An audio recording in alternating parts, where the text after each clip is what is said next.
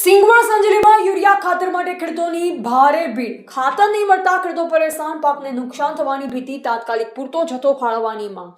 સિંગવડ અને સંજેલી તાલુકામાં હાલ ચોમાસુ પાકમાં ખાતર નાખવાનો સમય ચાલી રહ્યો છે, ત્યારે યુરિયા ખાતરની અછતના કારણે ખેડૂતોની મુશ્કેલીમાં વધારો થયો છે.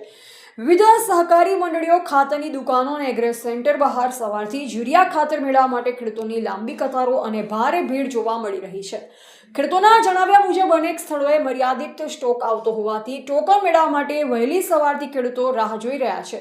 કેટલાક સ્થળોએ એક આધાર કાર્ડ પર મર્યાદિત પ્રમાણમાં ખાતર આપવામાં આવી રહ્યું હોવાનું ખેડૂતો જણાવી રહ્યા છે. સ્ટોક ઓછો હોવા અને રેક સમયસર ન આવવાના કારણે તમામ ખેડૂતોને જરૂરી પ્રમાણમાં ખાતર મળી શકતું નથી. હાલ ડાંગર, મકાઈ અને કપાસ સહિતના પાકમાં યુરિયા ખાતરની જરૂરિયાત હોવાથી સમયસર ખાતર ન મળતા પાકના વિકાસ અને ઉત્પાદન પર અસર થવાની ભીતિ ખેડૂતોમાં જોવા મળી રહી છે.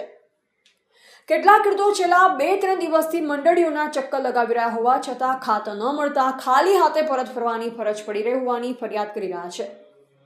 એક ખેડૂતે જણાવ્યું કે ખેતરમાં પાકને હાલમાં ખાતરની તાતી જરૂરિયાત છે, પરંતુ મંડળીમાં પૂરતો સ્ટોક નથી.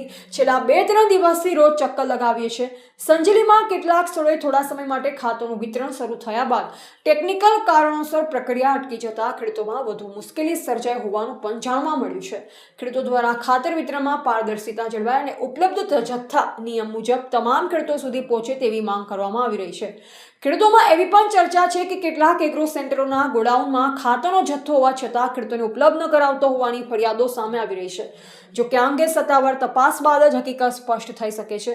ખેડૂતો દ્વારા ખાતરની ઉપલબ્ધતા અને વિતરણની સમગ્ર પ્રક્રિયાની તપાસ કરવાની પણ માંગ કરવામાં આવી રહી છે. ખેડૂતોની માંગ છે કે જિલ્લા વહીવટીતંત્ર અને કૃષિ વિભાગ તાત્કાલિક સિંગવડ સંજેલી તાલુકામાં પૂરતો યુરિયા ખાતરનો જથ્થો ઉપલબ્ધ કરાવે અને તેનું યોગ્ય તથા પારદર્શક રીતે વિતરણ થાય, જેથી ખેડૂતોને વારંવાર ધક્કા ન ખાવા પડે અને પાકને સમયસર જરૂરી ખાતર મળી રહે. Reporter Bhikhabhai Sipai, MD news, Palanpur, Banaskantha.